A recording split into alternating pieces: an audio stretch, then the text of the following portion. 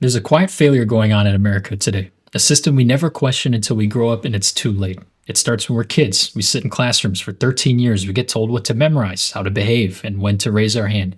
We get taught how to just follow rules. So by the time you're done with high school, you've learned a bunch of things that are largely irrelevant to your success in the real world. And then you turn 18, then you hear the words, you have to go to college to be successful. You got to go get your degree. Just go get it, and then you can get a great job and make a lot of money.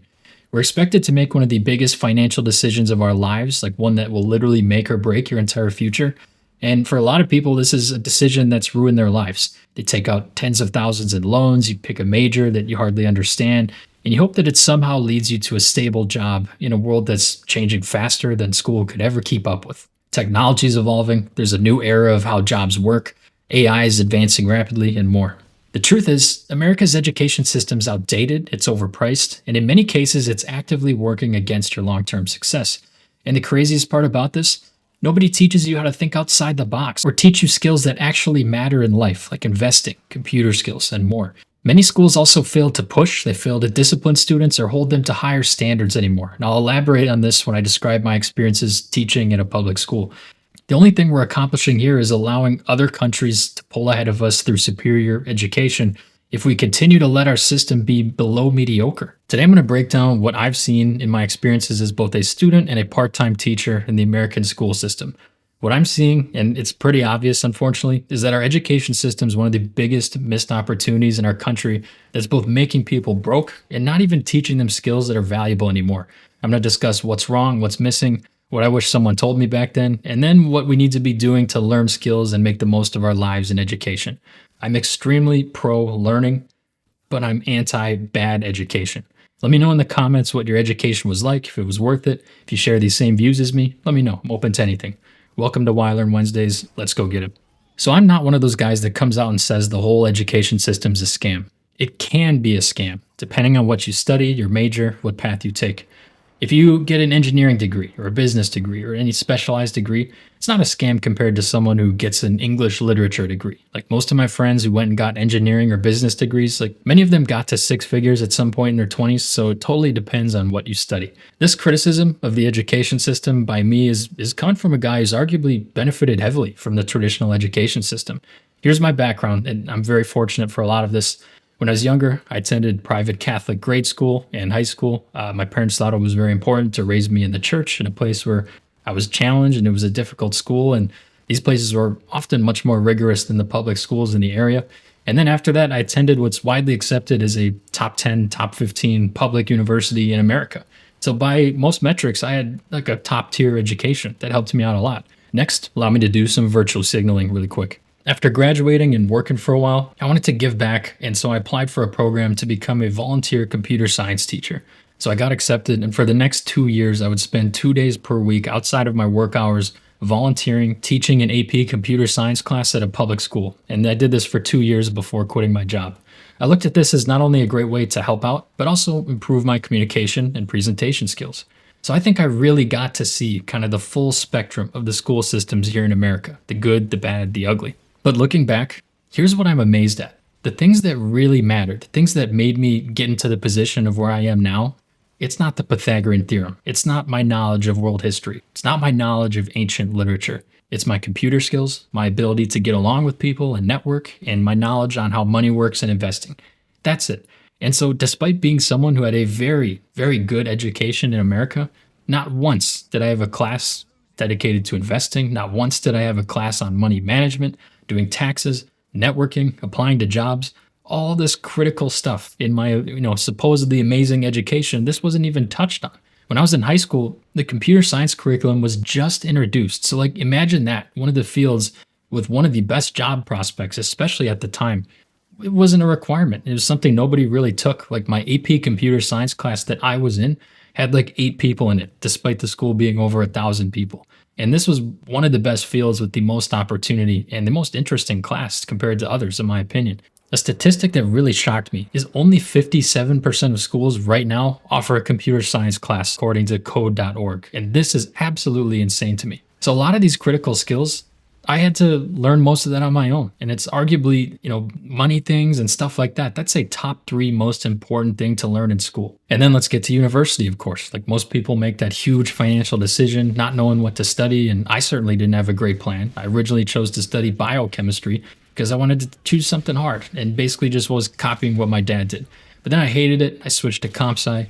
I hated that less, and we were off to the races. But I was really just wandering around, just picking random things as an 18 to 19-year-old, essentially. So I would say overall, I got pretty lucky. Like at times I was making pretty brash decisions on what to study. And it turns out that the subject that I kind of enjoyed is a high paying field. I got lucky, but for many others, it's not the same. Maybe they switched into a field with bad job prospects. Now they're in a lot of debt and they don't have a way to pay back the money on the other side of it. This is where I would say school is a scam and fools you by the allure of, oh, just go to college and you'll make money, which is a phrase I remember hearing a lot. And that is a devastating falsehood for many people.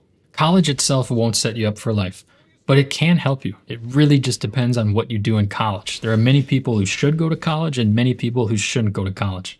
So I acknowledge that I went to some very good schools that aren't representative of what the average school is like. But I didn't even fully appreciate that until I volunteered through this program at a big tech company to be a volunteer in the public schools. So the way the program was laid out, I would be an assistant or at times the main teacher in a classroom teaching AP computer science. I worked it out with my 9 to 5 that I could go away and teach for some time during these days because it made the company look good. The reason for this program is that a lot of times the teacher who has to teach the computer science class has no actual background in computer science. They just kind of get thrown into it and they need help understanding the lessons and teaching the lessons to the kids. So they bring a volunteer software engineer to help. That's where I come in. And it's actually a really good program. The curriculum was given to us. We just had to do our job to help teach and help move the class forward and explain things to the teacher and the students. And I didn't get paid at all. It was just given back to schools that didn't have the same resources as mine growing up. Again, I'm going to just be virtue signaling here for a little bit.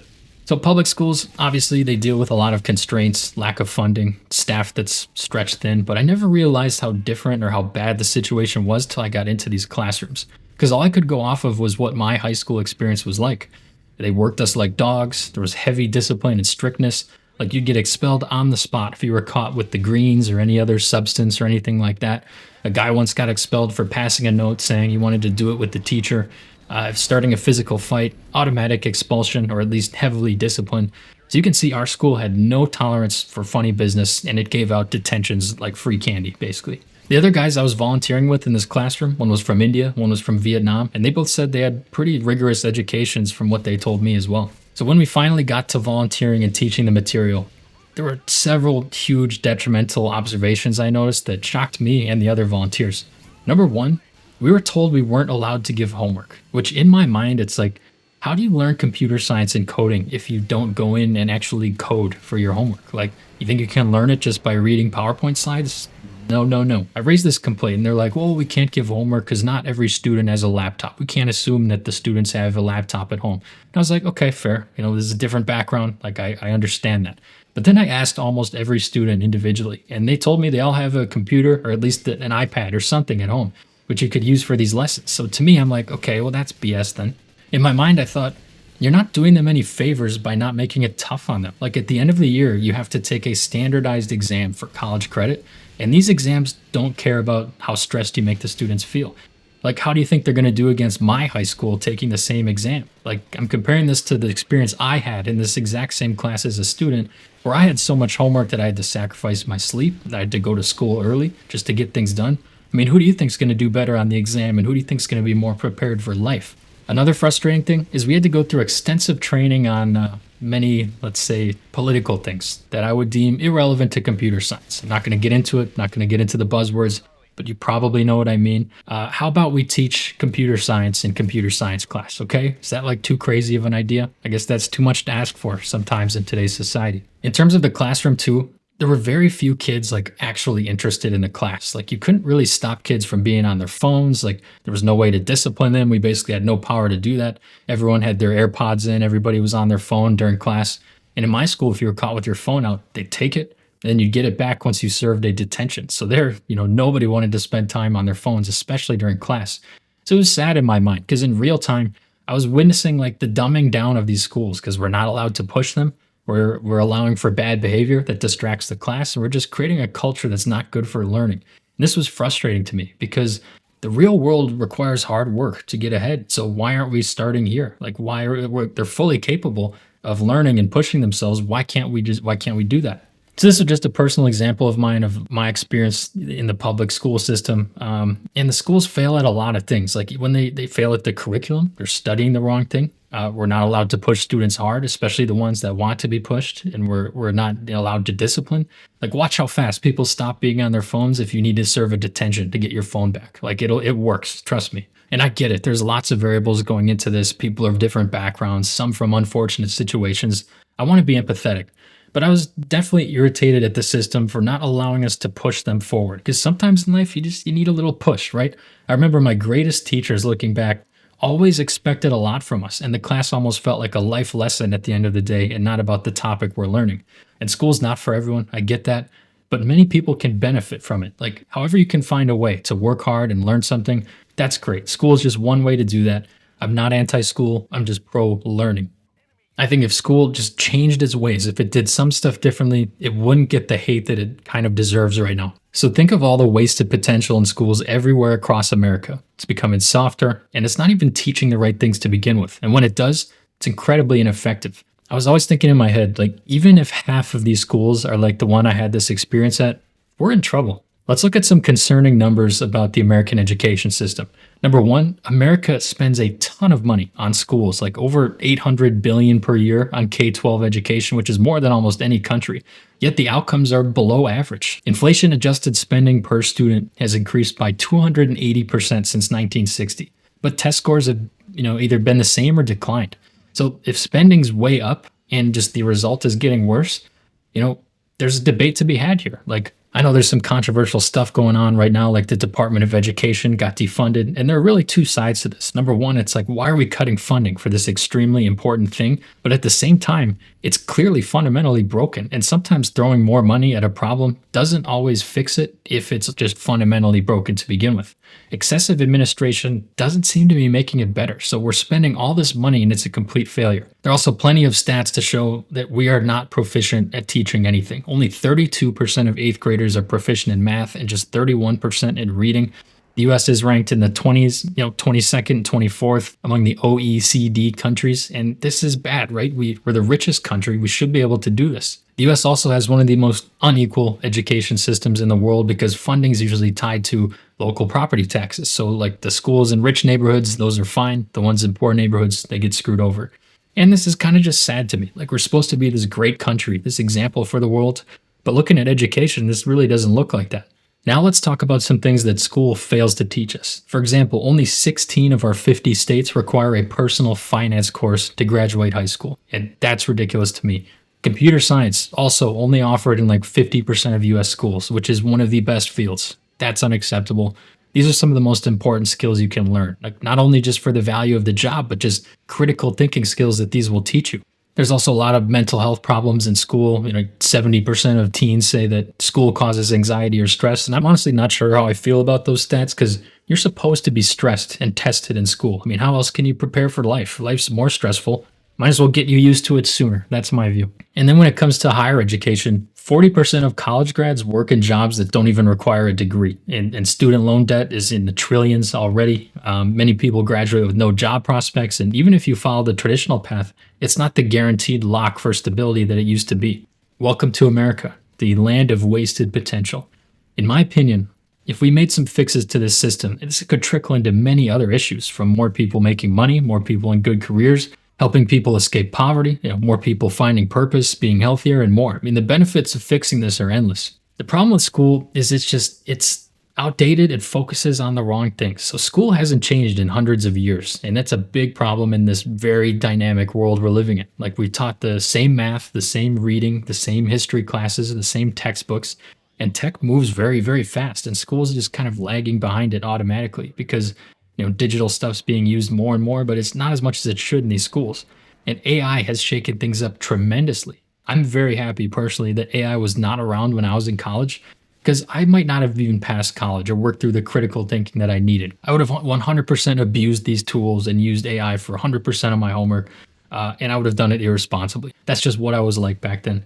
But I do think it can be an extremely effective tutor if used correctly. And AI changes the game for everything from homework to papers and more. So instead of like rejecting tech, the schools need to embrace it to help people learn faster and make like custom tutors for each other. There's also things you can do online that we never learned in school. You can sell products, you can build audiences, you can learn remote friendly skills, you can build a business. School doesn't really teach you to be creative. It stresses the wrong things. You follow your rules, you get good grades, you force yourself to do extracurriculars you hate, and it's just bad at letting you be creative. Like I saw an example the other day online of a class in university where the class forces you to start a business and then you're graded on things like, if you've got customers, if you had a good marketing campaign, if you're profitable. I think that's amazing. Like I wish schools did this stuff more often. And I don't know why grades are so emphasized. We really should be valuing experience because I haven't been asked for my grades ever since maybe the first job I applied to. I don't even put it on my resume because nobody cares. Like school doesn't teach you that the world's not this rigid thing that we think it is. Like it's very wide open. It's never been easier to follow some of these other paths. Also, you don't even have to go in this online, this white collar route. You don't even need to go the university route. Like, I don't think a single time it was brought up to me that we could study the trades, the ones that AI won't be coming for anytime soon. The welders, the plumbers, construction contractors, people that we know that we're going to need forever to do important work. And if you establish yourself correctly in one of these fields or even start your own business, like the sky's the limit with what you can make, even without university. Like I have a couple of my cousins who went the construction route and they didn't go to college and they made more money than me when I was a software engineer by a wide margin.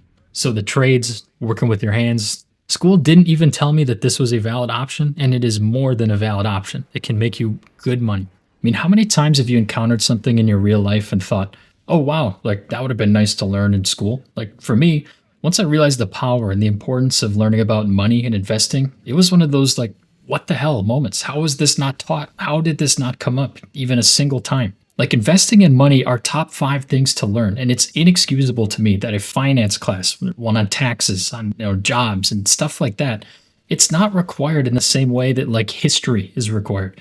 Also, why isn't tech required? I mean, only about half of schools even offer some sort of computer class when it's arguably one of the easiest fields to make 6 figures in.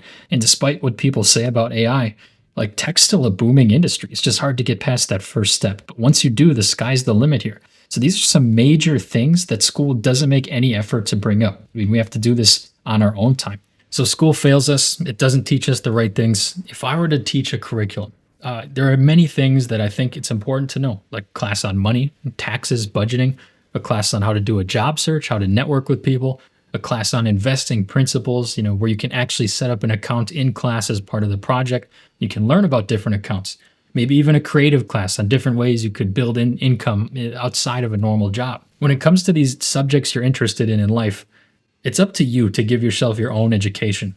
And if you're watching this video and you're deciding on if you should go to college or what to study, if you do decide to go, pick a high ROI degree, like treat college like an investment.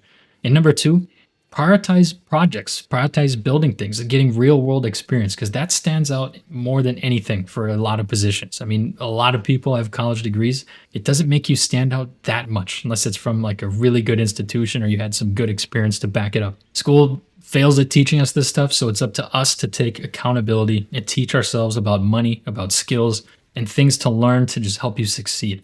If school didn't teach you what you needed to know, that's why I made this channel. That's why I'm here. This channel is a crash course in the real world. We're not just learning, we're unlearning. We're getting smarter and maybe even stupider, one video at a time.